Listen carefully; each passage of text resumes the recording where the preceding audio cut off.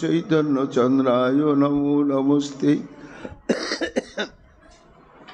गौर प्रेम प्रदायैव सर्वत्र समदर्शिने नारायण सुताय च श्रीमन्नरहरये नमः। हे कृष्ण करुणा सिंधु दीनबन्धु जगत्पते गोपेश गोपिका कांत राधा कांत नमोस्तुते। मुखं करोति वाचालं पंगुं लंघयते गिरिं यत्कृपातमहं वन्दे परमानन्दमाधवम्। तप्तो कांचन गौरांगी राधे वृंदावनेश्वरी वृषभानुसुते देवी तं नमामि हरिप्रिये। महाभाव स्वरूपातं कृष्ण प्रिया वरीयसी प्रेम भक्ति प्रदे देवी राधिका तं नमाम्यहम्। वंदे नंद व्रज स्त्रीरंग पादरेणुमभिघ्नसं यासां हरि कथोद्गीतं पुनाति भुवनत्रयम्। आचतुर्वदन ब्रह्मादिबाहुरो परो हरि अभालोचन शम्भुर्भगवान् बदरायणि यं प्रभयन्तमनुपेतमपेतकृतं दैपायन विरह कातरया जुहावो पुत्रेति तन्मया तया तरवयोभिनेदुस्तं सर्वभूतहृदयमणिमानसं तमादिदेवं करुणानिधानं तमालवर्णं श्वेतावतारम् अपार संसार समुद्रसेतुं भजामहे श्रीभागवतस्वरूपम्। वंशाकल्पतरुभ्यश्च कृपासिन्धुभ्यैव च पतितानां पावनेभ्यो वैष्णवेभ्यो नमो नमो। जय रूप सनातन भट्ट रघुनाथ श्रीजीव गोपाल भट्टदास रघुनाथ भक्ति भरे बंदी छय गोसाईर चरण যাহা হইতে বিঘ্ন নাশে অভীষ্ট পুরাণ। জয় গৌর ভক্তবৃন্দ গৌর যাদের প্রাণ তবে মিলে দেহ মোরে নিতাই গৌর ভক্তিদান। নিতাই গৌর হরি বল নিতাই গৌর হরি বল জয় নিতাই গৌর হরি বল নিতাই গৌর হরি হরি বল। অনিন্দ্র বৃন্দ বন্দিতে त्रिलोक शोकहारिणि प्रसन्न वक्त्र पंकजे निकुंज भूविलासिनी। त्रिलोक शोकहारिणि प्रसन्न वक्त्र पंकजे निकुंज भूविलासिनी। गजेन्द्र ब्रजेन्द्र भानु संगते सदा करिष्यसेवमां कृपा दाक्षभाजनं सदा करिष्यसेवमां कृपा दाक्षभाजनं। अशोकवृक्षवल्लरी वितानमण्डपस्थिते प्रबाल बाल पल्लव प्रभारुणाग्रि कोमले।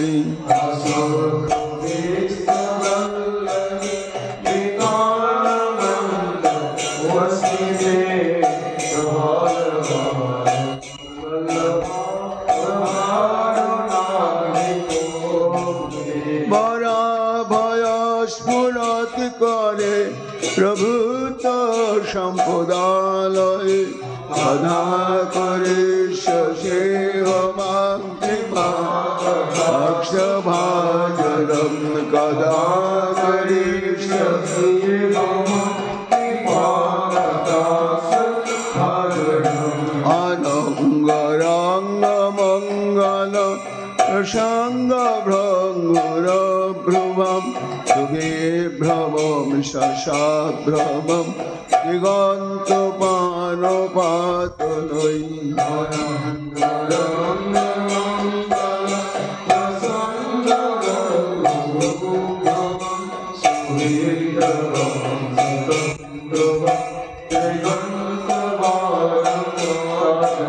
निरन्तरं मुषीकृत प्रथित नन्दनन्दने कदा करिष्यसि सेवाङ्गिका कटाक्ष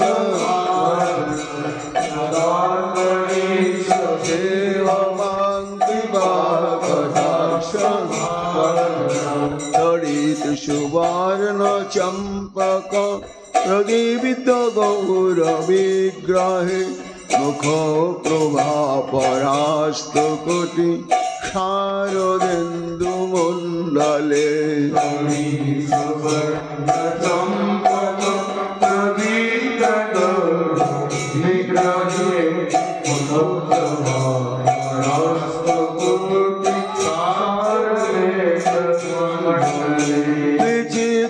चित्र संचरत चकार सबलोचने कदा करिष्यसि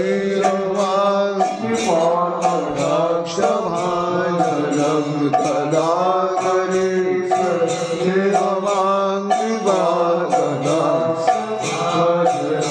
मदन मदाति यौवने प्रमोदमान मण्डिते प्रियानुराग दुन्दिते कला विलास पण्डिते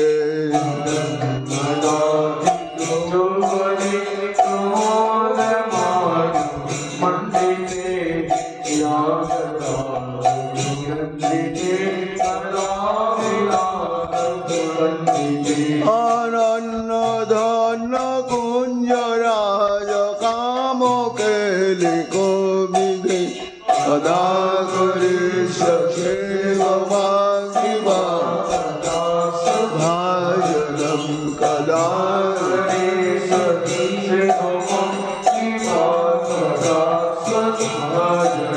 अशेष हाव भाव धीर धीर हर भूषिते प्रभुत सात कुंभ कुंभ कुंभी कुंभ सुस्तनी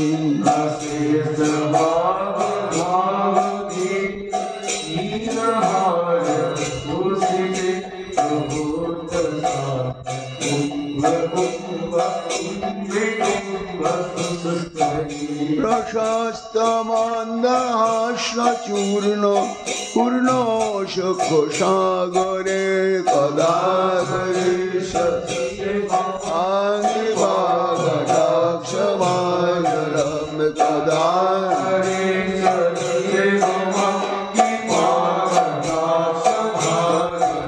मृणाल बाल वल्लरी रंग रंग दुर्लते लताग्रलाशलोलनील लोचनावलोकने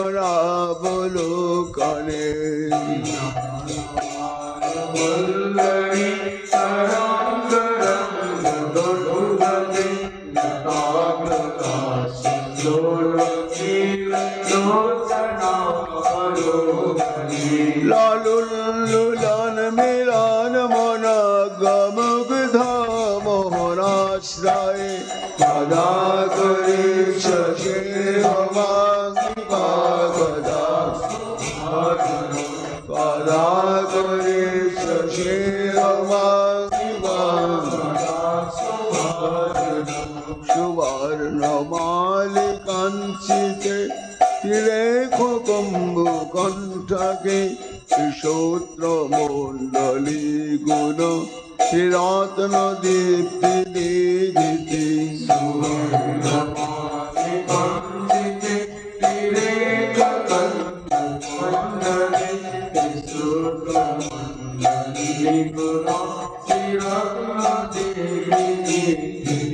सलोल नील कुन्तले प्रसन्न गुच्छ गुम्पिते कदा करिष्यसि सेवाङ्गिकाक्षभाजनं कदा करिष्यसि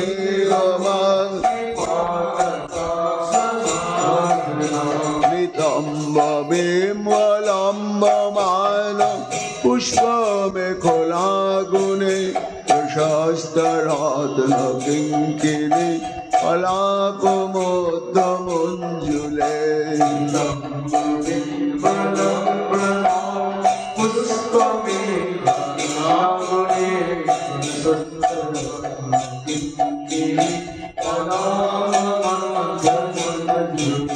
করেন্দ্র সুন্দরদণ্ডিকাবরোহ শোভাগুরুকে পদা করে শশে গমাঙ্গিবা কথা সভাজন পদা করে শশে গমাঙ্গিবা কথা সভাজন অনেক মন্ত্রনাদ মঞ্জুনুপুর রবস্খলৎ সমাজ রাজ হংস বংশ নিকনাতি গৌরবী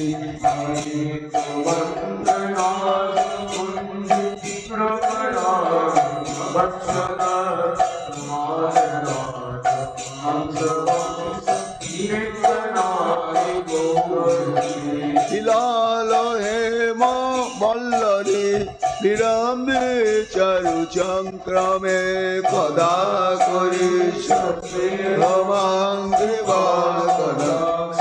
সভাজনম পদা করি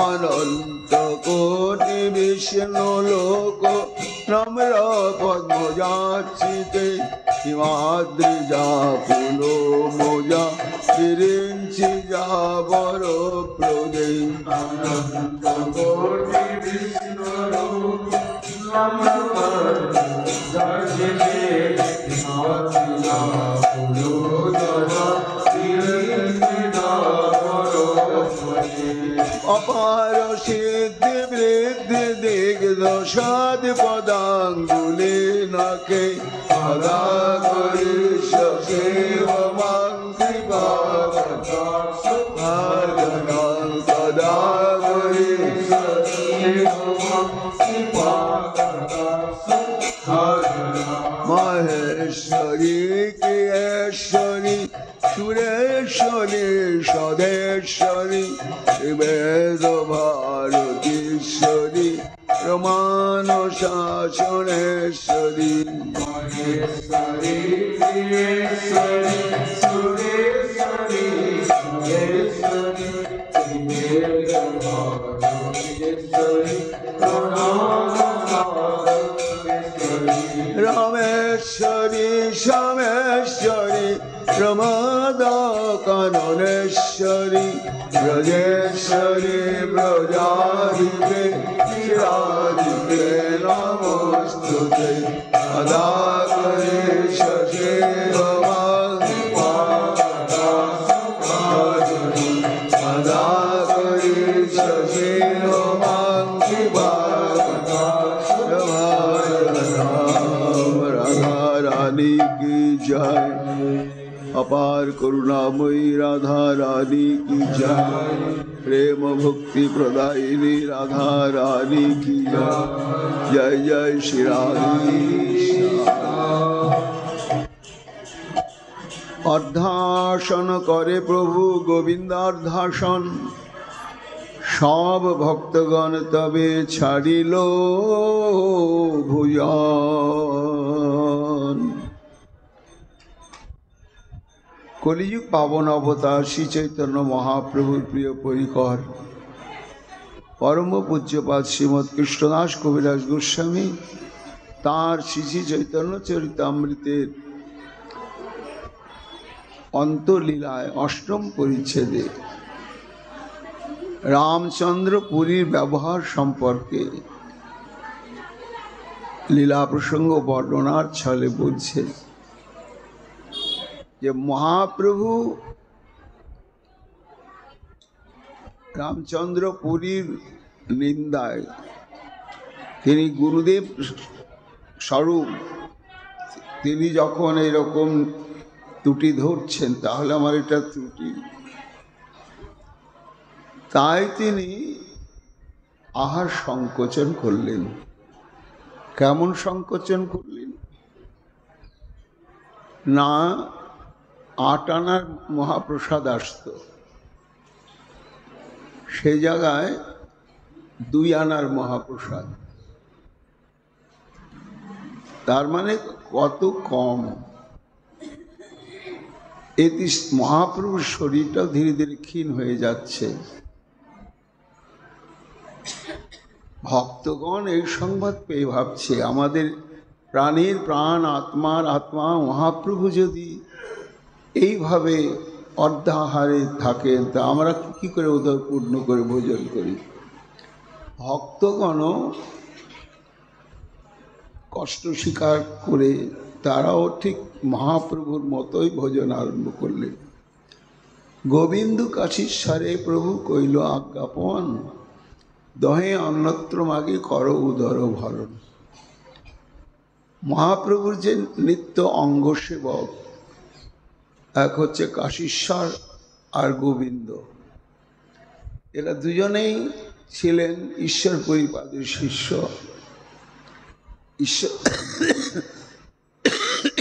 ঈশ্বর পরিপাদ অন্তর্ধানের মুহূর্তে এদেরকে বলেন যে আমি অন্তর্ধান করলে তোমরা শ্রী চৈতন্যের নিকটে গিয়ে থাকবে। তাই ঈশ্বর পরিপাদ অপ্রকট এলায় চলে গেলে এই গোবিন্দ দাস এবং কাশীশ্বরেরা মহাপ্রভুর অঙ্গ সেবক রূপে একবারে স্থায়ীভাবেই থেকে গেছে। এখন মহাপ্রভু বলছেন, দেখো গোবিন্দ কাশীশ্বর, আমি না হয় এতটুকুনি ভোজন করছি, কেননা আমার দোষটাই তো বিচার হচ্ছে, আর তোমাদের তো কোনো দোষ বিচার হয় না। তাহলে তোমরা এইভাবে আমার মতো কষ্ট করে এত সংকীর্ণ আহার করবে কেন? বরং শ্রীক্ষেত্রে অনেক ছত্র আছে, ছত্র থেকে তোমরা নিয়ে এসে পূর্ণভাবে ভোজন করো। এই মতো মহাদুঃখে দিন কত গেল, শনি রামচন্দ্রপুরী প্রভু পাশ আইল।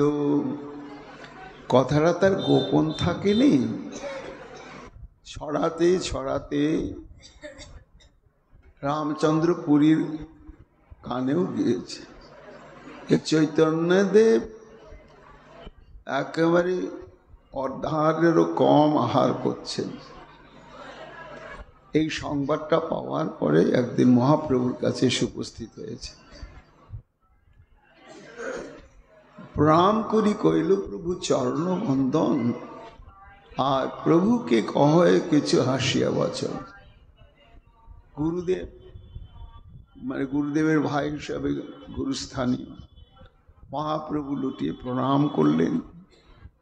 তখন রামচন্দ্রপুরী হেসে বলছেন, সন্ন্যাসীর ধর্ম নয় ইন্দ্রিয় তর্পণ, জইছে তৈছে করে মাত্র উদার ভরণ। দেখো, যারা ভগবত উপাসনা করবে তাদের ইন্দ্রিয় তর্পণ অর্থাৎ চক্ষু, কর্ণ, নাসিকা, জিহ্বা, ত্বক, তাদের মধ্যে যে বিষয় ভোগের স্পৃহা আছে, সেটা যদি আমি পূরণ করবার জন্য ব্রত গ্রহণ করি, তাহলে ভগবত কৃপা পাওয়া যাবে না। এই জন্য ভজনযোগ্য দেহকে সুস্থ রাখার জন্য ভগবত কৃপায় যা পাওয়া যায় তাতে নিশ্চিন্ত থেকে ভজন করতে হবে। যথাযোগ্য উদর ভরে না করে বিষয় ভোগ,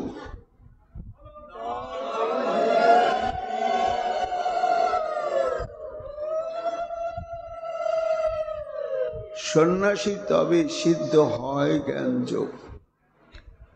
যথাযোগ্য উদর ভরে মানে যতটুকুন ভোজন করলে সুস্থ থাকা যাবে, এই পরিমাণ ভোজন করে এবং জড় জগতে রূপ, রস ইত্যাদি স্পর্শ করে না, তাহলে সে যোগসিদ্ধ হতে পারবে,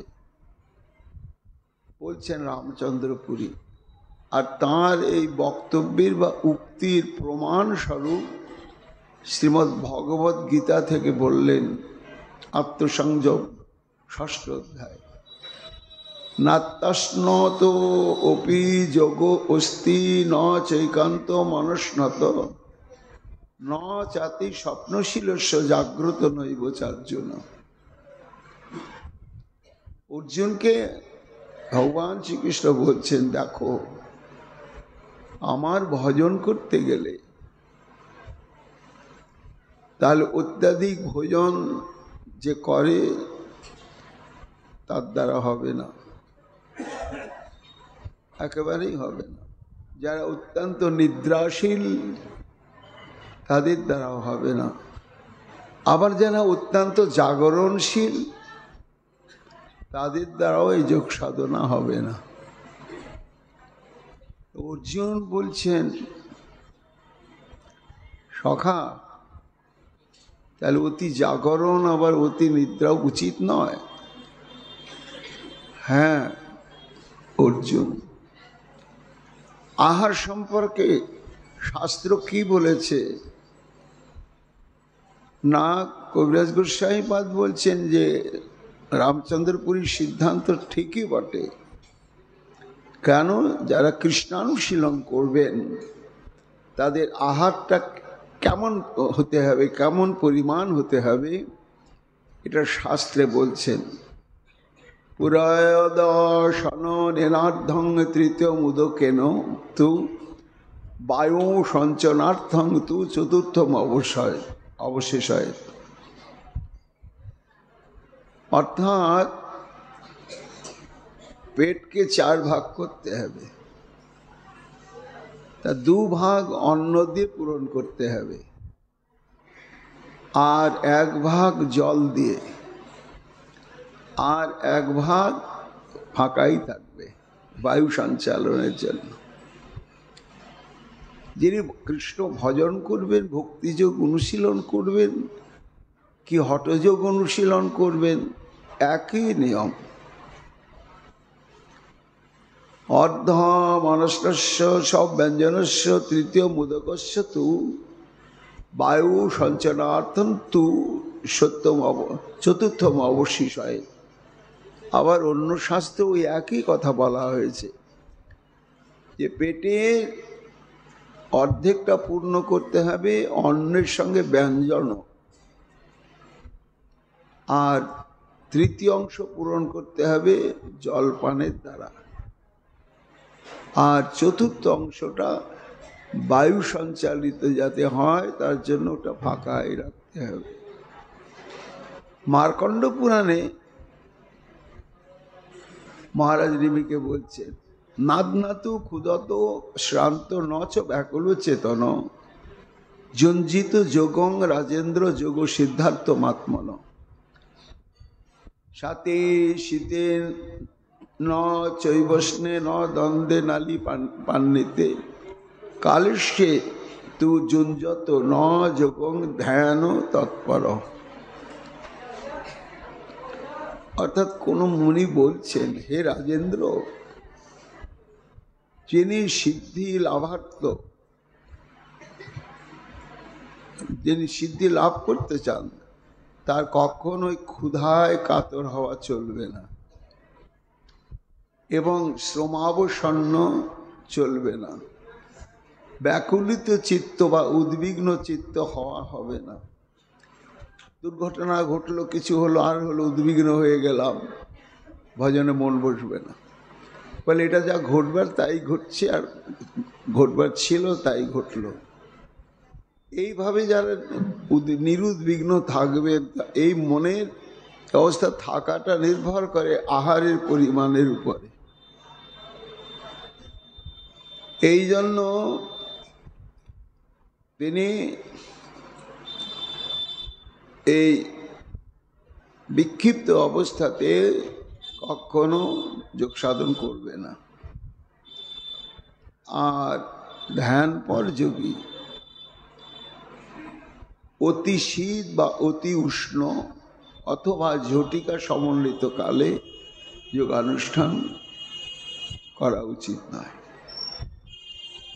শ্রীমদ্ ভাগবত গীতায় আবার শ্রীকৃষ্ণ অর্জুনকে বলছেন, অর্জুন যে প্রশ্ন করলো যে অতি ভোজন বা তাহলে তুমি বলে দাও সখা যে আহার বিহারটা কিরকম আচরণ হবে। তখন মহাপ্রভু বলছেন, যুক্তাহার বিহারস্য যুক্ত চেষ্টুষু কর্মসু যুক্ত স্বপ্নাববোধস্য যোগো ভবতি দুঃখহা। হে অর্জুন, যার আহার, যার বিহার, যার কর্ম প্রচেষ্টা, নিদ্রা এবং জাগরণ নিয়মিত, অনিয়মে নয়, নিয়মিত, তার নিশ্চয়ই সে ভজন সিদ্ধ হতে পারবেই পারবে। তারপরে শাস্ত্রে অনেক উল্লেখ আছে। এই জন্য রামচন্দ্র পুরী বলছেন যে দেখো, ওই অনাহারটাও যোগসিদ্ধির পথ নয়, তো তুমি নাকি অনাহারে থাকো। তাহলে সাধকের জন্য যারা যোগাভ্যাস আহার বিধানের সংযম না করলেও যোগসিদ্ধি হওয়া যায় না। নানা ব্যাধি, শরীর অসুস্থ হয়ে পড়ে, মনের দুশ্চিন্তা বাড়ে, তাই যোগসিদ্ধি হয় না। এই জন্য প্রথমে হচ্ছে ভোজন সম্পর্কে আহার্য নির্ধারণ তত্ত্ব। তা এই আহার নির্ধারণ কি বলা হচ্ছে, সাধক কি কি আহার করবেন, পরিমাণটা বলা হলো, কিন্তু কি কি ধরনের বস্তু আহার করলে কৃষ্ণ ভক্তিটি সংরক্ষিত হবে সেটাও আমাদের তো জানার ব্যাপার। আহার কতটা করব, যে পেটের অর্ধেকটা তো শুধু অন্ন ব্যঞ্জন, আর অর্ধেকটা হচ্ছে গিয়ে জল, আর অর্ধেকটা ফাঁকাই থাকবে, এটা আহারের নিয়ম। কিন্তু আহার যে করব, কি কি আহার করলে আমার ভক্তিযোগটি যথার্থ থাকবে, তার উত্তরে শিবসংহিতা বলছেন, শালিত তণ্ডুলের অন্ন এবং অন্ন, যব, গম, মুগের জুস, পটল, কাঁঠাল, কক্কল মানে মনে হয় কাঁকরোল, কাঁচা কলা, কলার মোচা, ডুমুর, থোর, মূলো, আলু, ঝিঙ্গে, শাক, কাল শাক, পলতা শাক, বাস্তুকি শাক, হিঞ্চে শাক, নবনীত, ঘৃত, দুগ্ধ, ইক্ষগুড়, দাড়িম্বাদি ফল প্রভৃতি লঘু পাক এবং ধাতু পোষক, মন প্রফুল্লকারক, এই সমস্ত দ্রব্যই আহার্য রূপে যিনি ভক্তিযোগ অনুশীলন করেন তা গ্রহণ করবেন। এবার ব্যবহার সম্পর্কে বলা হয়েছে, অধিক ভ্রমণ ভজন বিঘাতক, প্রাতঃ স্নান ভজ বিঘাত, উষা স্নান করতে হয়, প্রাতঃ স্নান, উষা স্নান। তারপরে হিংসা, কৌটিল্য, মিথ্যা ব্যবহার, প্রাণীপীড়ন, পরস্ত্রী সঙ্গ, বাচালতা, অপ্রিয়াচরণ, বহু ভোজন, এগুলোই হচ্ছে ভজন বিঘাতক। আচ্ছা, আহারের সম্বন্ধে, ব্যবহারের সম্বন্ধে জানা গেল। ঘুমের ব্যাপারটা তো আমাদের জানার বিষয় আছে, কেন ঘুম তো একটা শরীর রক্ষার উপায়। সেই সম্বন্ধে শাস্ত্র কি বলছেন দেখুন না, পরিমিত নিদ্রা এবং পরিমিত জাগরণ। তা পরিমিত নিদ্রা এবং পরিমিত জাগরণ বুঝতে আমরা কি বুঝবো, আর কি বলতে কি বুঝবো না। এখানে শাস্ত্র বলছেন যে রাত্রিকালকে 3 ভাগে ভাগ করতে হবে। তার মানে যদি আমরা ধরি 6টা থেকে সকাল 6টা, তাহলে 12 ঘন্টা হচ্ছে। এই 12 ঘন্টাকে যদি 3 দিয়ে ভাগ করা হয় তাহলে 3 4 12, 4 ঘন্টা 4 ঘন্টা 4 ঘন্টা। এইবার যিনি ভজন সিদ্ধ হতে চান তাকে কি করতে হবে না, রাত্রিকালকে 3 ভাগ করে আদি অন্তে জাগরণ অভ্যাস করতে হবে। তার এই প্রথম ভাগে হচ্ছে 6টা থেকে 10টা, 4 ঘন্টা, এটা জেগে ভজন অভ্যাস করতে হবে। রাত্রি 2টো থেকে সকাল 6টা হচ্ছে 4 ঘন্টা। এই 4 ঘন্টা হচ্ছে ভজন সাধন অভ্যাস করতে হবে। আর ঘুম হচ্ছে ওই রাত্রি 10টা থেকে রাত্রি 2টো পর্যন্ত। যিনি ভজন সিদ্ধ হতে চান তাকে এই সময়কে এইভাবে 24 ঘন্টাকে ব্যবহার করতে হবে। তবে আমরা যে দেখি আমাদের শাস্ত্রে রয়েছে, চৈতন্য চরিতামৃত আদিতেই, যেমন আমাদের রঘুনাথ দাস গোস্বামী পাদ 7.5 প্রহর করে কৃষ্ণানুশীলন, অর্থাৎ তারা মাত্র 1.5 ঘন্টা ঘুমাতেন, সেও কখনো হতো না। আর মহাপ্রভু বললেন, শ্রীবাস, দিনটা তো আমাদের ভক্ত সঙ্গ সেবা কর্মে কাটছে, তো সারা রাত্রি ঘুমিয়ে ঘুমিয়ে সময়টা নষ্ট করব কেন, আয়ুটাকে কমিয়ে দিচ্ছি।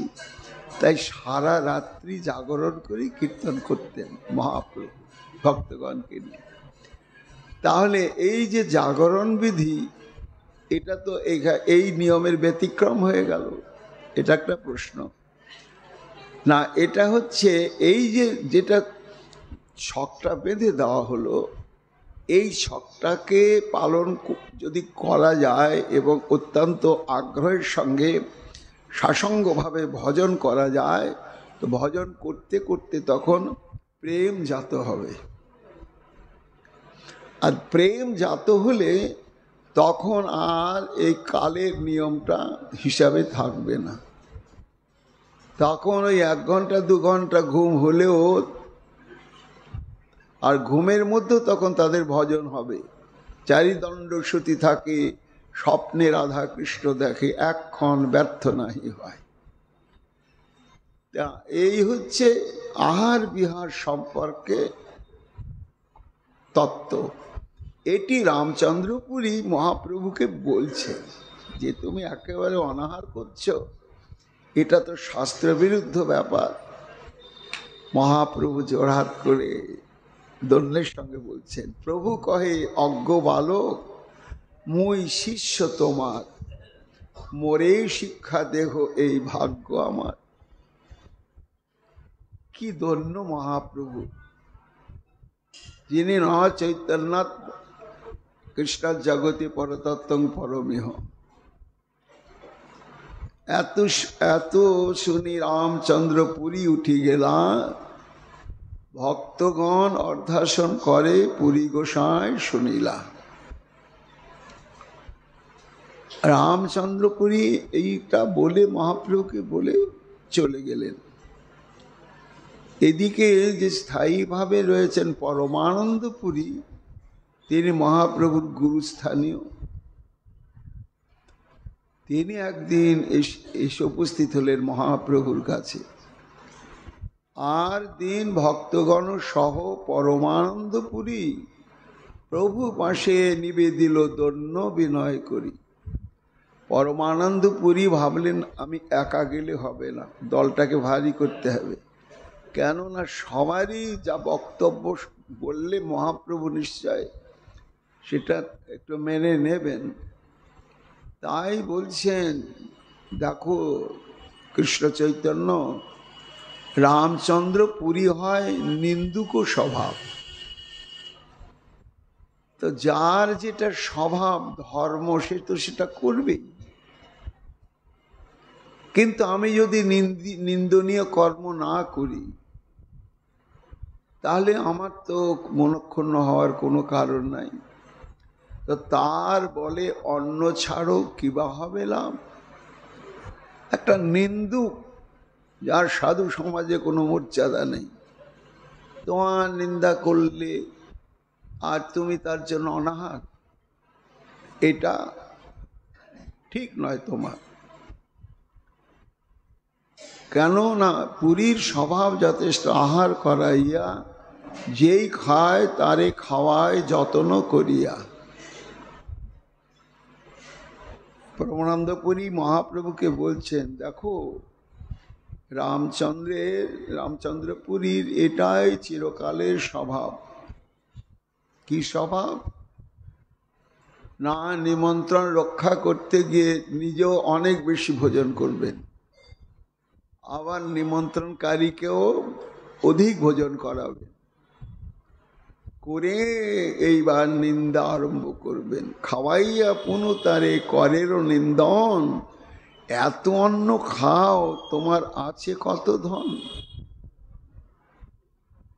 এই পরিমাণে যে তুমি ভোজন করো, তোমার রুজি রোজগার কি?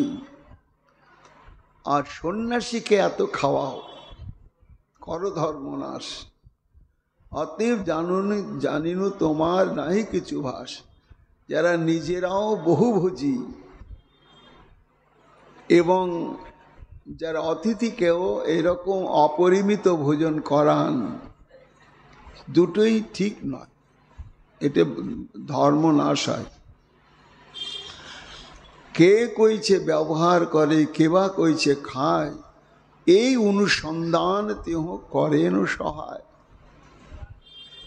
পরমানন্দ পুরী মহাপ্রভুকে বলছেন, দেখো চৈতন্যদেব, এর স্বভাবই হচ্ছে ভজন সাধন নাই, কোথাও গিয়ে নিজের ভোজনটা সেরে নেয়, আর কে কি পরিমাণ ভোজন করছে, কে কার সঙ্গ করছে, এই ছিদ্রগুলোই অনুসন্ধান করে বেড়ায়।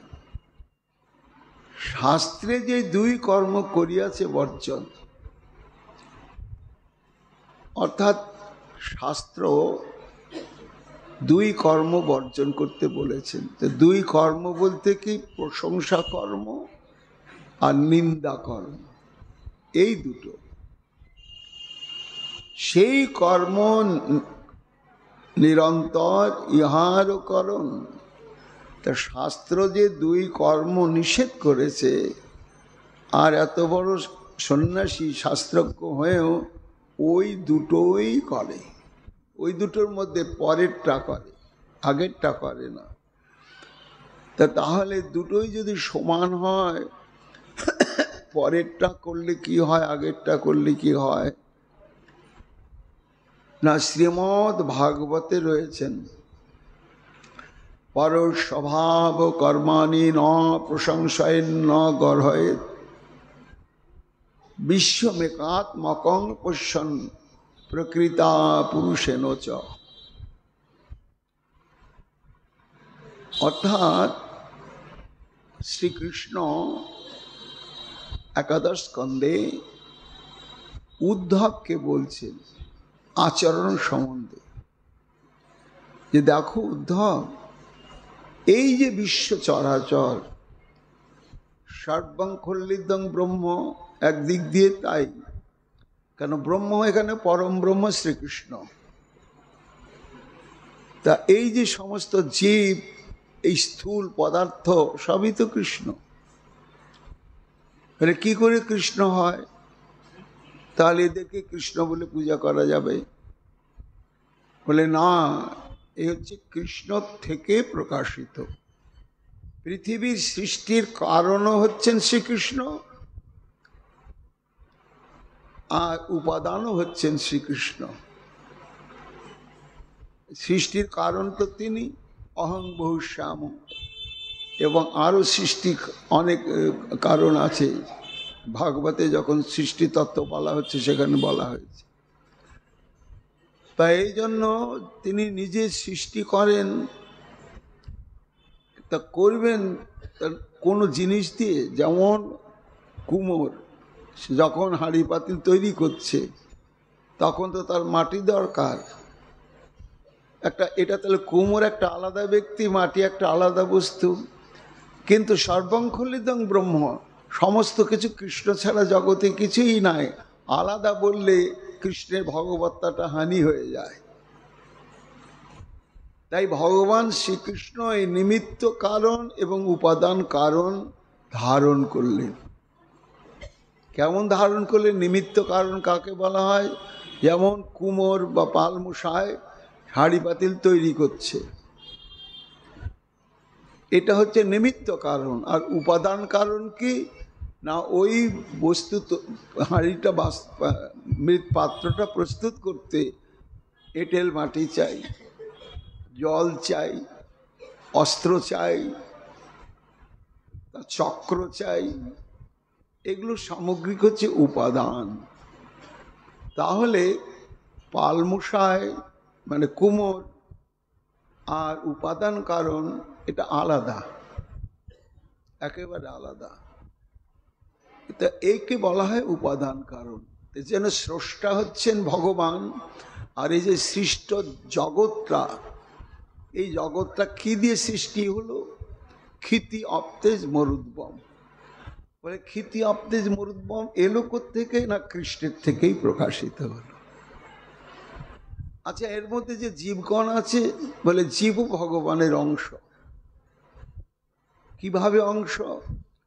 না, জীব হচ্ছেন তটস্থা শক্তি, তাহলে কৃষ্ণেরই তটস্থা শক্তি, তাহলে কৃষ্ণেরই একটা অংশ। তাহলে জীব কৃষ্ণ ছাড়া কিছুই নয়। তারপরে এই যে স্থূল পদার্থ আদি, এটিও কৃষ্ণের থেকে প্রকাশিত হলো। কিভাবে প্রকাশিত হলো সে কথায় বলা হচ্ছে যে প্রকৃতা পুরুষেন পশ্যন। প্রকৃতি শব্দে এই সৃষ্টি কাজে শ্রীকৃষ্ণের দুটো প্রকৃতিকে ব্যবহার করা হয়েছে। একটা বহিরঙ্গা প্রকৃতি মায়া, আর একটা তটস্থ প্রকৃতি হচ্ছে জীব। তা যে জীব তত্ত্ব এবং মায়া তত্ত্ব ভগবানের মধ্যেই অন্তর্লীন, তাহলে এরা ভগবৎ স্বরূপেরই একটা অংশ বিশেষ। এগুলো ভগবান থেকে আলাদা কখনো করা যাবে না।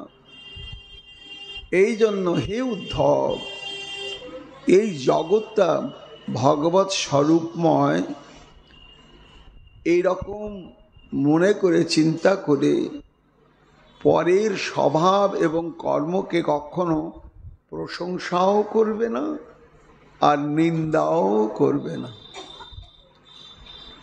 প্রশংসা করাও একটা দোষ, নিন্দা করাও দোষ। কেন? জগতে একমাত্র প্রশংসার পাত্র হচ্ছেন ঈশ্বরতত্ত্ব, ভগবান এবং ভগবানের পরিকর বৃন্দ। কিন্তু কোনো মানুষ বিশেষ, জীব বিশেষ, যদিও পরমাত্মার রূপে শ্রীকৃষ্ণ তার মধ্যে রয়েছেন, তা তাঁর যতই সৎ কার্যাবলী হোক আর যাই হোক, অতিস্তুতি করতে নেই আর নিন্দাও করতে নেই। কিন্তু পরমানন্দপুরী কি করলেন না, ওই আগেরটা পরিত্যাগ করলেন, করে পরেরটা যে নিন্দা সেটাকেই গ্রহণ করলেন। প্রশ্ন হচ্ছে যে ভগবান এই বিশ্বময়, অন্য কিছু আর নয়, এই প্রশ্নটা করেছিলেন উদ্ধব। তখন ভগবান শ্রীকৃষ্ণ বললেন যে দেখো, পর স্বভাব কর্মাণি ন প্রশংসতি নিন্দতি স আশু ভ্রষ্টতে স্বার্থাৎ অসত্য অভিনিবেশত। মন যখন প্রাকৃত জগতের ভাবে বিভাবিত থাকে, তখনই তার এই লোকটা বদমাস খারাপ কাজ করছে, লোকটা ভালো করছে, এই ভেদ জ্ঞানগুলো উদয় হয়। কিন্তু যতক্ষণ আর বিষয়াতীত যতক্ষণ না হতে পারবে, স্বভাবটা থেকেই যাবে। এই জন্য য প্রশংসতি নিন্দতি, যে যে যে প্রশংসা করে এবং যে নিন্দা করে, দুটোই ভজনের বিঘাতক। বলছেন স আশু ভ্রস্যতে, ভগবান নিজেই বলছেন যে যে কারো প্রশংসা করে সেও যেমন অধঃপাতিত হয়, আর যে নিন্দা করে সে অধঃপাতিত হয়। তাহলে প্রশংসা করার ফল আর নিন্দা করার ফল যদি একই হয়, তাহলে আমাদের কর্তব্য কি? দুটো থেকেই নিজেকে সরিয়ে রাখা। শাস্ত্র বলছেন ন প্রশংসিত নিন্দাস্তু প্রশংসান্নৈব চ উভয়ং চ করিত অভেদম সত্যাং চ পতদ্দধ। ভাগবতের ওই সিদ্ধান্তটাই অন্য শাস্ত্র বলছেন ন প্রশংসান্ন, প্রশংসনে নিন্দ্য যেন ন নিন্দতে সোপি তদ্বৎ অধ জাতি যত যত অরিবদ দাসক। অর্থাৎ অন্য একটা শাস্ত্রে বলছে যে কারো নিন্দাও করতে নেই আর কারো প্রশংসাও করতে নেই। উভয়টাই সাধকের কাছে দোষ। এবং দোষ নয়, আরও কি বলা হচ্ছে যে আচ্ছা আমি নিন্দা করছি না, কিন্তু আমি নিন্দনীয় কর্ম করছি। তা নিন্দনীয় কর্ম করছি, তখন অন্য লোকের কাছে এটা আমার একটা আলোচনার বিষয় হয়ে যাচ্ছে। তাহলে আমি নিজে নিন্দিত কর্ম করে অপরকে নিন্দুক সাজাচ্ছি। কত সূক্ষ্ম বিচার যে আমি নিন্দাজনক কর্ম করলাম, আমার কর্মফল আমি ভোগ করব, কিন্তু এটা তো গোপন থাকবে না, এটা তো মানুষের জানাজানি হয়ে যাবে, তখন তারা নিন্দা করবে। তা এই যে নিন্দক সৃষ্টি করার কারণটা আমিই হলাম। এই জন্য শাস্ত্র বলছে যে নিন্দা করাটাও যেমন পাপ, নিন্দনীয় নিজে কর্ম করাটাও সেটা মহাপাপ। আচ্ছা, প্রশংসার ক্ষেত্রে না, প্রশংসার ক্ষেত্র একই বিচার। আমি এমন কিছু কর্ম করব না লোকে একেবারে প্রশংসায় আমার জন্য মুখর হয়ে যায়। এইটা তো প্রশ্ন হচ্ছে, প্রশংসনীয় কর্ম যদি আমি করি না, প্রশংসনীয় কর্ম বলতে এখানে লাভ, পূজা, প্রতিষ্ঠার উদ্দেশ্য নিয়ে যে কর্ম করা হয়, এই কর্মগুলোই আমার জীবনে প্রশংসার কারণ হয়ে দাঁড়ায়, এই জন্য আমার ভজনটা এমন হবে, আমি এমন কিছু করব না যে আমি মানুষের কাছে নিন্দার ভজনও হব না, প্রশংসার ভজনও হব না একেবারে। তবেই সে এই ভক্তিযোগ অনুশীলন ঠিকভাবে করতে পারবে, না হলে করা সম্ভব নয়। উদ্ধবকে শ্রীকৃষ্ণ বললেন, একটা জিজ্ঞাসা করলেন উদ্ধবকে যে প্রভু, তুমি আমাকে কিছু উপদেশ প্রদান করো, যে উপদেশের দ্বারা আমি আত্মরক্ষা পাব। তখন তার উত্তরে ভগবান কি বললেন দেখুন না, এতৎ উদ্ধবতে প্রশ্না সর্বে সাধু নিরূপিতা কিং বুর্ণিতেন বহুনা লক্ষণং গুণোদোষয় গুণ দোষ দৃষ্টির দোষ গুণস্তু ভয় বর্জিত। ওই একই কথা, প্রশংসাও করা যাবে না আর নিন্দাও করা যাবে না, নিজে প্রশংসা ভাজন হওয়া যাবে না, নিন্দা ভাজন হওয়া যাবে না। সেই কথায় উদ্ধব বলছে যে শোনো, জ্ঞাতব্য বিষয় হচ্ছে যে দোষ গুণের বিচারটাই হচ্ছে দোষ, আর তার বিপরীত ভাবটাই হচ্ছে গুণ। এই হচ্ছে পরমানন্দ পুরী এইসব কথা মহাপ্রভুকে বলছেন। রামচন্দ্র পুরীর সম্বন্ধে, যে দেখো তোমার যদি প্রশংসা করতে বলে ওটাও ঠিক নয়, এটা ভাগবতের সিদ্ধান্ত। এইবার প্রশংসা হচ্ছে প্রথম, দ্বিতীয় হচ্ছে নিন্দা। তার মধ্যে পূর্ববিধি প্রশংসা ছাড়িয়া পরবিধি নিন্দা করে বলিষ্ঠ জানিয়া।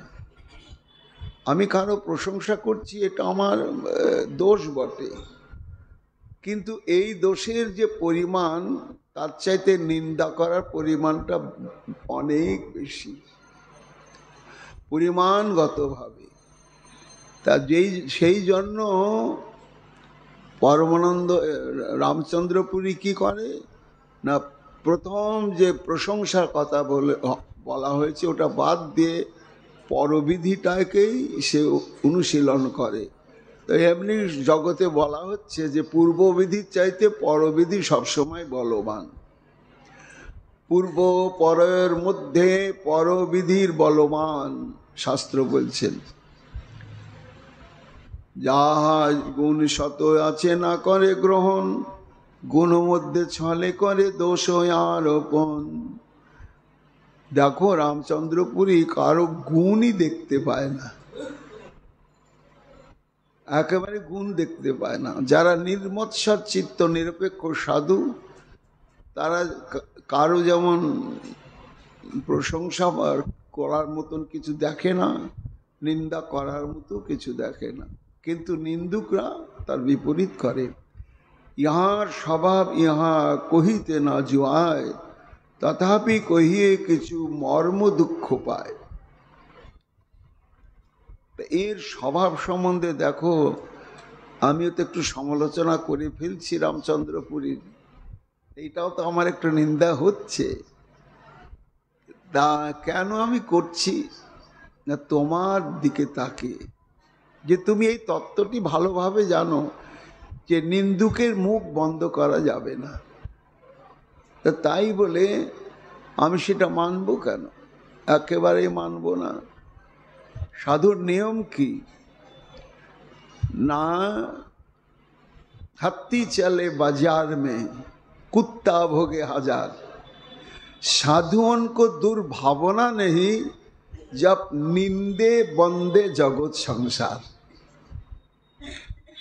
তুলসীদাস বলছেন যে হাতি যখন রাস্তা দিয়ে চলে কিনা, তখন ছেলে পেলে লোকজন একেবারে চারিদিকে হই হই করে হাতি হাতি হাতি হাতি যাচ্ছে।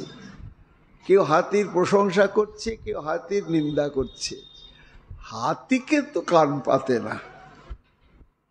কত কুকুর ঘেউ ঘেউ করছে, হাতি কিন্তু ভ্রুক্ষেপ করে না।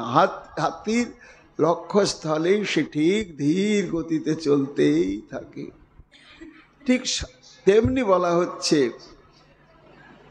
যে সাধুন কো দুর্ভাবনে জব নিন্দে বন্দে সংসার। সাধু ওই হাতির স্বভাব বিশিষ্ট হবে, সংসার তাকে নিন্দাই করুক আর বন্দনাই করুক, তার দ্বারা প্রভাবান্বিত হবে না এবং কান পেতেও থাকবে না। কেন? প্রশংসা শোনার জন্য কানটা আমরা অনেকে পাতি। আমার হরি কথা ভালো, কে বলছে কে বলছে, কেউ বললে তখন মনটা আনন্দিত ভুর ভুর করে, এটাও ঠিক নয়। এই জন্য আমার কথা একটা শোনো। চোরাত করে মহাপ্রভু বলছেন, তাহলে বলুন কি করতে হবে না, পূর্ববৎ নিমন্ত্রণ মানো সবার গোল ধরো। আগে যে পরিমাণ তুমি ভোজন করতে, আমিও তো তোমার গুরুস্থানীয়, এই জন্য আমি বলছি তুমি আগের মতোই ভোজন কর। প্রভু কহে সবে কেনে পুরী গোসার করে দোষ, সহজ ধর্ম কহে তিহ তার কিবা দোষ। বলছেন যে প্রভুপাদ, আমার গুরুদেব রামচন্দ্রপুরী কেন সবাই দোষ ধরে? এটা তো ঠিক নয়। এই যে আহার বিহার সম্পর্কে যে কথা বলা হলো, এটা তো ঠিকই, উনি তো শাস্ত্রবিরুদ্ধ কথা বলে নাই। এই জন্য তাকে নিয়ে এত সমালোচনা হওয়া দরকার কি? যতি হইয়া জিহ্বা লম্পট অত্যন্ত অন্যায়, যতি ধর্ম প্রাণ রাখিতে আহার মাত্র খায়। যতি ধর্ম মানে হচ্ছে বৈরাগ্য ধর্ম, অর্থাৎ আসক্তি শূন্যতা। এই আসক্তি শূন্যতাই হচ্ছে সাধকের একমাত্র আচরণ। কাজেই প্রাণ রাখিতে আহার মাত্র খায়। একটা হচ্ছে লোভে ভজন, আর একটা হচ্ছে দেহ রক্ষার জন্য ভজন। দুটো আছে। যতটুকুনি ভোজন না করলে দেহ সুস্থ থাকবে না, ততটুকুন পরিমাণেই ভোজন করা কর্তব্য। অতি ভোজনও নয়, আবার একেবারে অনাহারও নয়। যতি হইয়া জিহ্বা করে, জিহ্বা লম্পট অত্যন্ত অন্যায়, যতি ধর্ম প্রাণ রাখিতে আহার মাত্র। জিহ্বা লম্পট্য, কোথায় ভালো মন্দ, কোথায় ভালো মন্দ, কোথায় ভালো মন্দ। যেমন আজন্মনা দিল জিহ্বায় রসের স্পর্শন, রঘুনাথ দাস গোস্বামী। তা রসের স্পর্শন কি না? রসানুভূতির ত্যাগ। এই পরমান্ন রে পরম জানি অত্যন্ত মিষ্টি। নিম বেগুন আমি ভালোবাসি, নিম বেগুন দেখলে জিভে জল এসে গেল। কিন্তু এটা তো সাধকের ধর্ম নয়। হ্যাঁ, যা হয়েছে, ভোগ লেগেছে, এটা প্রসাদের একটা স্বাদ আছে। সেই স্বাদটা অনুভব নিয়ে মহাপ্রসাদ বুদ্ধি নিতে হবে। কেননা মহাপ্রসাদ বুদ্ধি এলে মহাপ্রভু সার্বভৌম ভট্টাচার্যকে বললেন কি হয় না, স্থূল ভাবে না ভেবে এটা চিন্ময় বস্তু, এটা স্বাদ গ্রহণের জন্য খাচ্ছি না, ভোজন করছি না, এটা মহাপ্রসাদ জ্ঞানে গ্রহণ করছি। তাহলে তার কর্মবন্ধন খণ্ডন হয়, কৃষ্ণ কৃপা প্রাপ্তি যোগ্যতা লাভ হয়, তার মায়ার বন্ধন খণ্ডন হয়, তার দেহাবিনিবেশ খণ্ডন হয়, এবং স্বয়ং শ্রীকৃষ্ণ পর্যন্ত তার প্রতি সন্তুষ্ট হয়ে অশেষ কৃপা বিতরণ করে। এই জন্য প্রসাদ বুদ্ধিটির একটা আলাদা ভজন শক্তি আছে। একটা বাস্তব দৃষ্টান্ত আছে। বঙ্গদেশে রাজশাহী জেলায় নাটোর বলে একটা জায়গা আছে।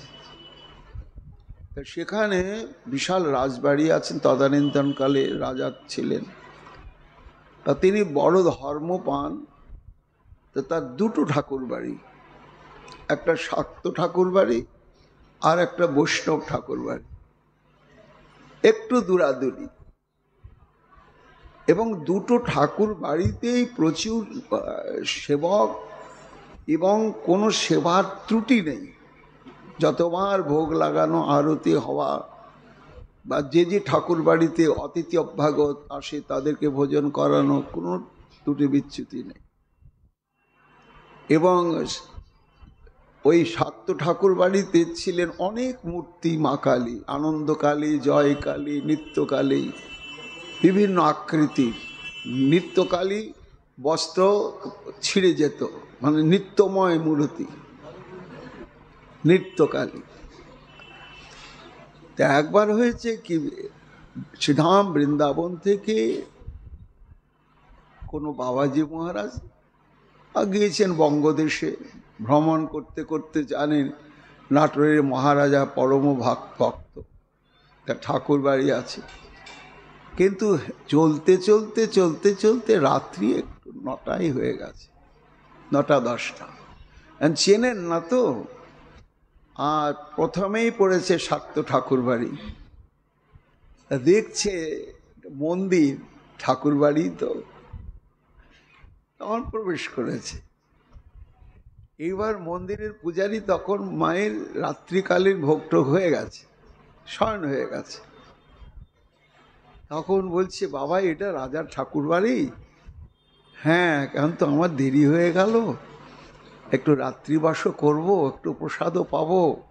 হ্যাঁ, কোনো অবস্থা নেই, কোনো অসুবিধা নেই, সব ব্যবস্থা, বাসস্থানের ব্যবস্থা করে দিয়ে। প্রসাদ কি?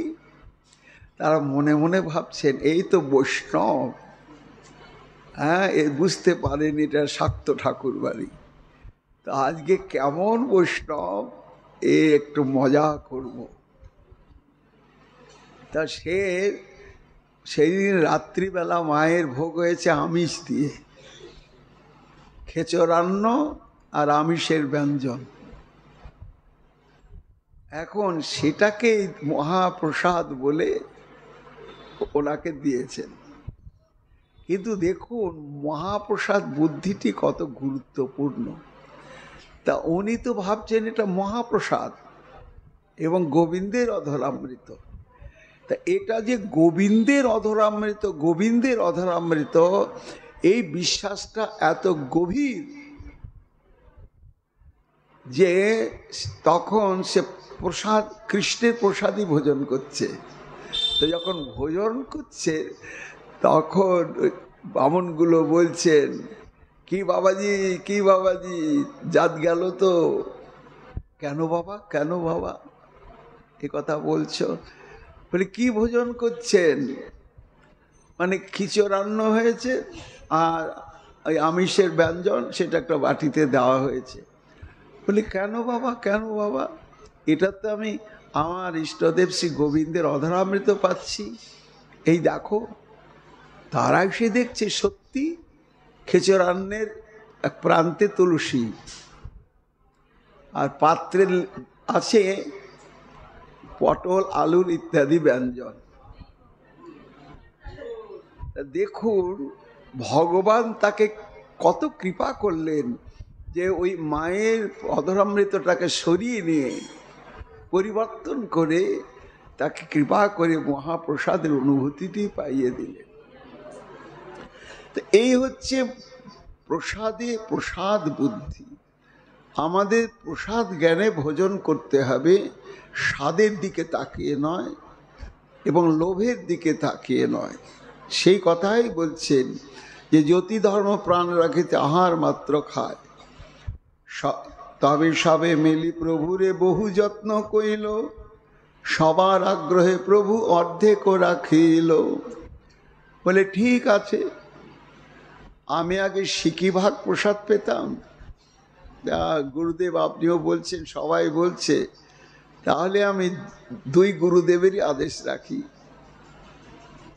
এই জন্য সেদিন থেকে এক সিকি ভাগ প্রসাদ পাচ্ছিলেন, এইবার সেটা অর্ধ হয়ে গেল,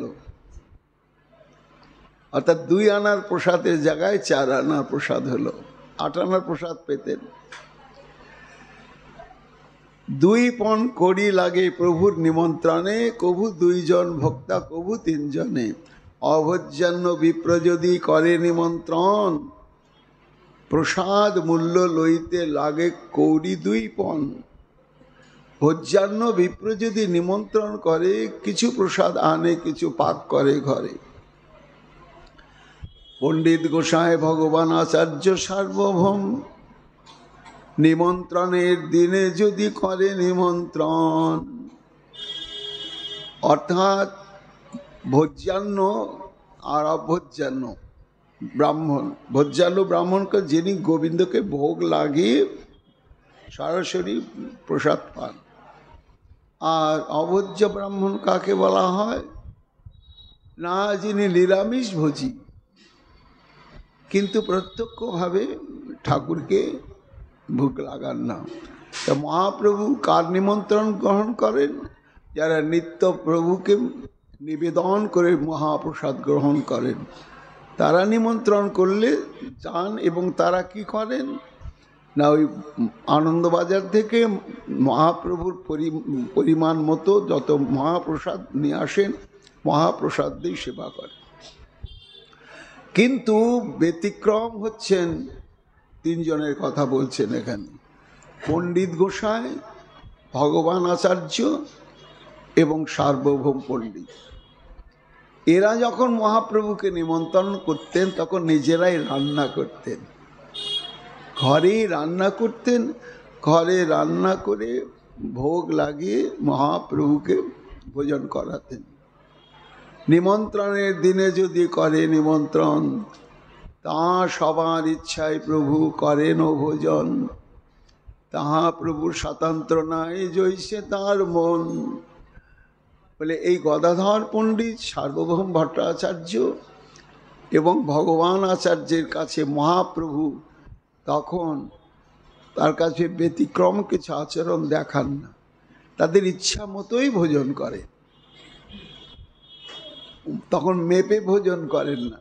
কেন না? ওটা ভোজনের স্পৃহাটা যাচ্ছে। কেন যাচ্ছে না?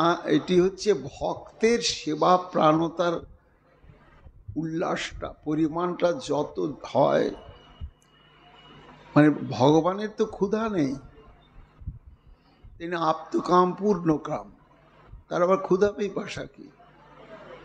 কিন্তু ক্ষুধা পিপাসা প্রকাশ পায় কেন না? ভক্তের সেবা প্রাণতাটাকে জাগিয়ে দেওয়ার জন্য, ভক্তের সেবার যোগ্যতা নিয়ে আসার জন্যই ভগবান আপ্তকাম পূর্ণকাম হওয়া সত্ত্বেও তার ক্ষুধা, তার পিপাসা প্রকাশ পায়, একেবারেই পায়। কারণ তিনি তো ঈশে তত্ত্ব, তার আবার ভোজন কি? কিন্তু ভক্তের কাছে তিনি চেয়ে খাচ্ছেন বা ভক্ত ভোগ লাগাচ্ছেন, তখন তিনি গ্রহণ করছেন।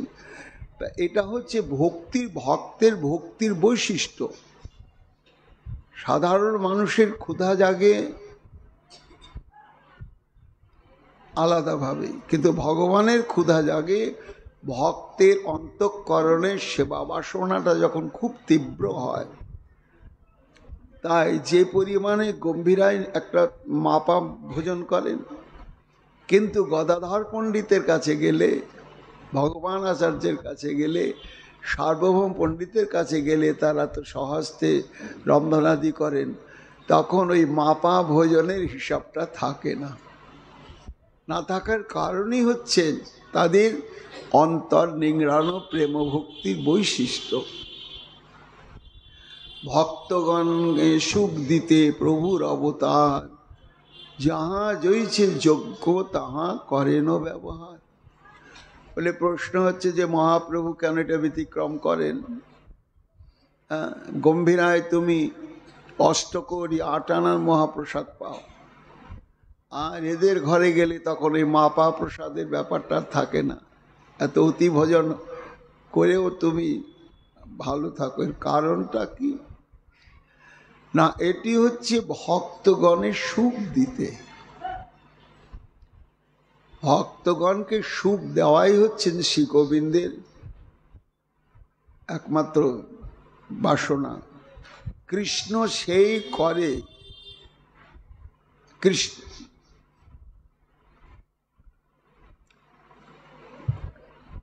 ভক্ত বাঞ্ছা বিনা কৃষ্ণের নাহি অন্য কৃত্য। ভক্তের বাঞ্ছা পূরণ করাটাই হচ্ছেন শ্রীমন মহাপ্রভু বা গোবিন্দের এটাই সহসঞ্জাত ধর্ম। যে যথা মাং প্রবদ্ধন্তে তাং তথৈব ভজাম্যহম। তুমি প্রেম মাখিয়ে যখন দিচ্ছ, তখন আমি কিন্তু ওই এতগুলো ভোজনটা দেখছি না। আমি কি দেখছি না? তোমার হৃদয় নিংড়ানো প্রেমটা দেখছি ওর মধ্যে। এই এত তোমার প্রেম সেটাতে মাখা আছে যে সেটা তখন আর আমি পরিমাণ হিসাব করে ভোজন করতে পারি না। কেন? এত সেবা প্রাণতা নিয়ে সেটা রন্ধন হয়েছে, ভোগ লেগেছে, এবং কি নিষ্ঠা নিয়ে ভোজন করাচ্ছেন গদাধর পণ্ডিত, তারপরে সার্বভৌম ভট্টাচার্য।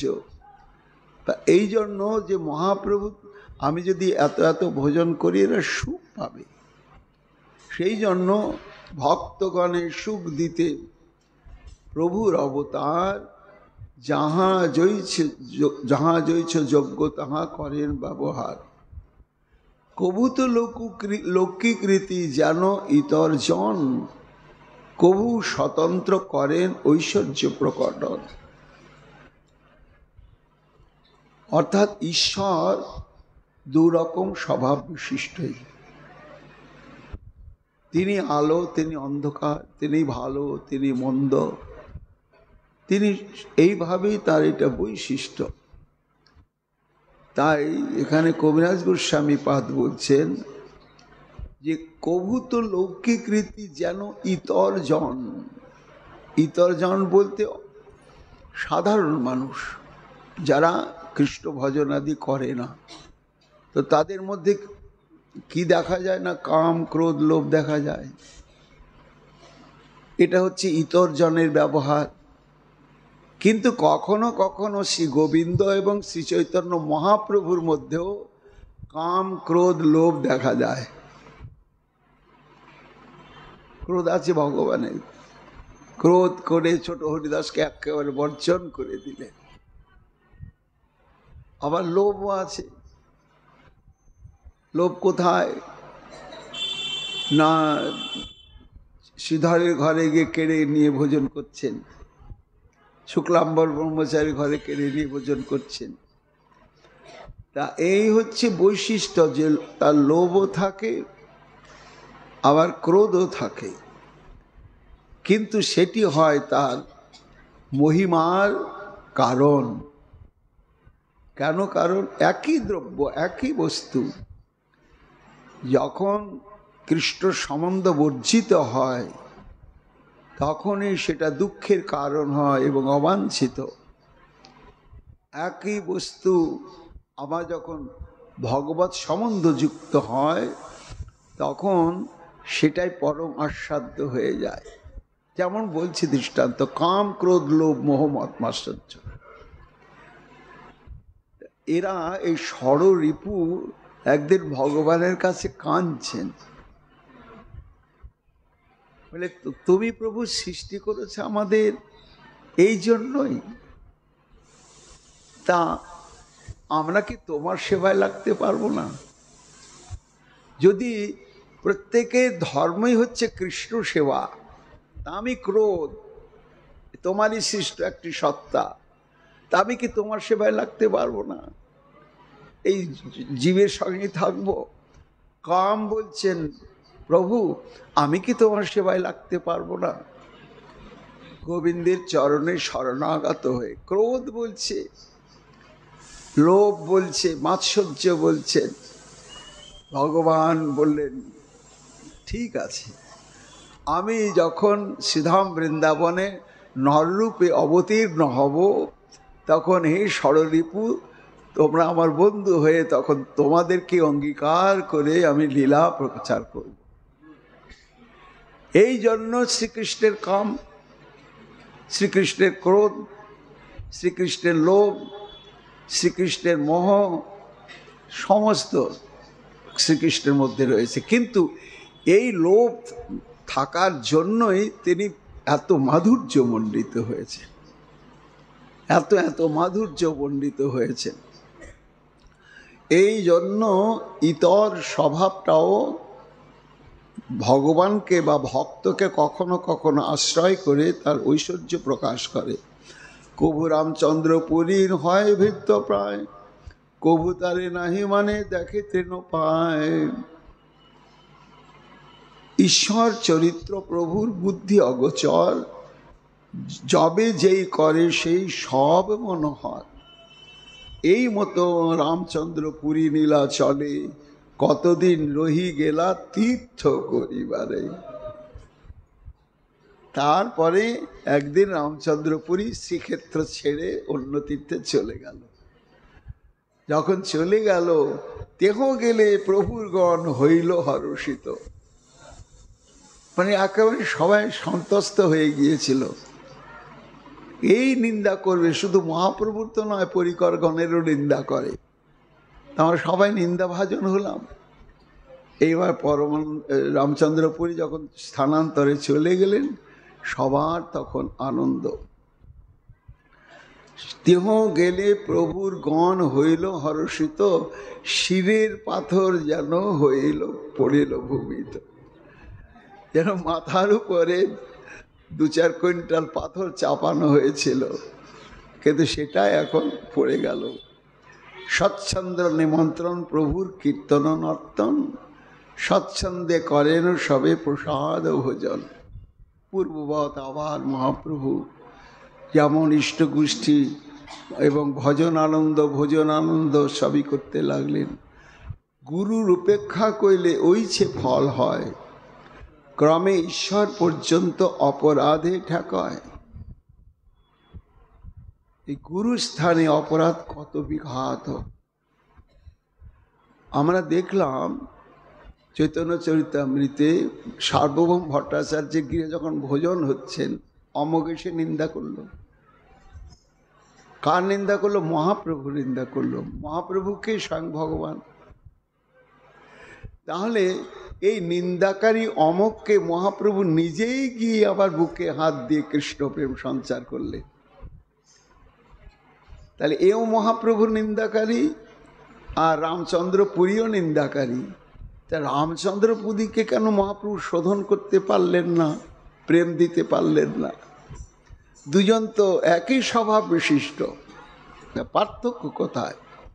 না, পার্থক্য এইখানে যে অমোঘ ছিল ভগবত নিন্দুক, তার গুরু বৈষ্ণবের স্থানে কোনো নিন্দা ছিল না।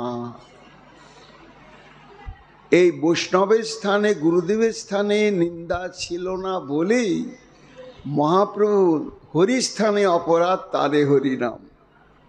ভগবানের কাছে অপরাধ করলে ভগবান ওটা ক্ষমাই করে দেন, কিন্তু বৈষ্ণবের কাছে, সাধুর কাছে, গুরুর কাছে অপরাধ করলে ওটা ভগবান মেনে নিতে পারেন না, রুষ্ট হয়ে যায়। যার জন্য অমোঘের সেই অপরাধগুলো ছিল না, তাকে কৃপা করলেন, প্রেম সঞ্চারিত করে দিলেন। আর রামচন্দ্রপুরী হলো গুরু স্থানে অপরাধ, যেমন তেমন অপরাধ নয়, ভয়ঙ্কর অপরাধ। এই অপরাধের জন্য স্বয়ং ভগবান হওয়া সত্ত্বেও মহাপ্রভু প্রেম দিতেও পারলেন না, কৃপা করতেও পারলেন না, একেবারে পারলেন না। সেই কথাই এখানে বলছেন যে ক্রমে ঈশ্বর পর্যন্ত অপরাধে ঠেকায়। যদ্যপি গুরু বদ্ধে প্রভু তার দোষ না লইল, তার ফল দ্বারে লোকে শিক্ষা করাইল। মহাপ্রভু তাকে তো গুরু বলে, মহাপ্রভু যে তাকে নিন্দা করলেন কখনো, তা নয়। শ্রী চৈতন্য চরিত যেন অমৃতের অপুর, শুনিতে শ্রবণে মনে লাগয়ে মধুর। এবার উপসংহার হচ্ছে পরিচ্ছেদের। কবিরাজ গোস্বামী পাদে এই লীলা প্রসঙ্গ বর্ণনা করার পরে বলছেন, এমনি চরিত্র বিশিষ্ট আমাদের মহাপ্রভু। এ হচ্ছে কেমন না, অমৃতের পুর, অমৃত এর মধ্যে পোড়া রয়েছেন। শুনিতে শ্রবণে মনে লাগয়ে মধুর। চৈতন্য চরিত লিখি শোনো এক মনে, অনায়াসে পাইবে কৃষ্ণ প্রেম, কৃষ্ণ শ্রীকৃষ্ণ চরণে। এইবার কবিরাজ গোস্বামী পাদ এই পরিচ্ছেদ শ্রবণের ফলশ্রুতিটা কীর্তন করছে, যে এই লীলা প্রসঙ্গ যদি নিত্য শ্রবণ করা হয় তাহলে তার শ্রীকৃষ্ণ চরণে প্রেম উদয় হবেই হবে। শ্রীরূপ রঘুনাথে পদে যারা চৈতন্য চরিতামৃত কহে কৃষ্ণদাস। ইতি চৈতন্য চরিতামৃত অন্তখণ্ডে ভিক্ষা সংকোচ নাম অষ্টম অধ্যায়। নিতাই গরু হরি বল। আগামীকাল আমাদের নবম পরিচ্ছেদ শুরু হবে।